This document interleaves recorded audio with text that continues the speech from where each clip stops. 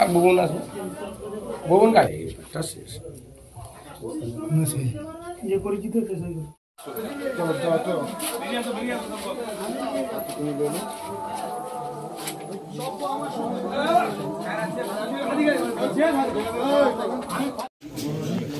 Sir নিচে একদম পেটিকে পেটি গ্লাস সহ এবার পেটি নিচে, হ্যাঁ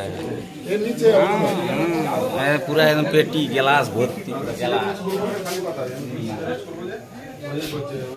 আমাদের কাছে খবর ছিল আমাদের এই আড়ংকানা গ্রামে তাপস মাইতির বাড়িতে অবৈধভাবে মদের ব্যাপক স্টক এবং বিক্রি হয়। আমরা বারবারকে প্রশাসন জানিয়েছি, কিন্তু প্রশাসন কোনোরকমভাবে কোনো ব্যবস্থা নেয়নি।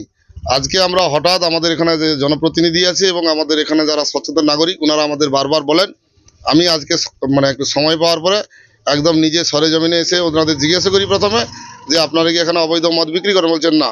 তখন আমরা বললাম তাহলে আপনার বাড়িটা খুলুন। উনি প্রথমে খুলতে চাননি। তারপরে যখন আমরা আশেপাশে দেখলাম যে নমুনা কিছু মদ যেখানে বিক্রি হয় তার নমুনা এবং গন্ধ পাওয়া যায়, তখন উনি ঘর খুলে দেখালেন। এবার আপনারা দেখলেন, ভিডিও করলেন যে এই মদ দোকান আমরা বারবার পুলিশকে বলা সত্ত্বেও যখন ওনারা বন্ধ করতে চাইছিলেন না, তখন আমরা দেখে সমস্ত দেখলাম আমরা গোডাউনে প্রচুর টাকা স্টক আছে। প্রায় আমার মদের দাম সম্পর্কে ধারণা নেই, তবে যে পরিমাণ স্টক আছে এটা সিসিএস এর মধ্যে যা স্টক থাকে তার 50% আছে। আমরা প্রশাসনকে, ওসি সাহেবকে খবর দিয়েছি যে আপনারা তো পাচ্ছেন না, একটা মানুষের এলাকায় কাজ আছে যে মদ ব্যবসা করলে কমিশন পুলিশকে দিতে হয়।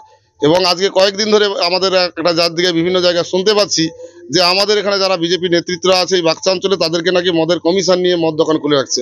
আর সেইটাই আমরা আজকে প্রমাণ করলাম যে আমরা কমিশন নিচ্ছি, তার প্রমাণস্বরূপ আমরা ধরিয়ে দিচ্ছি।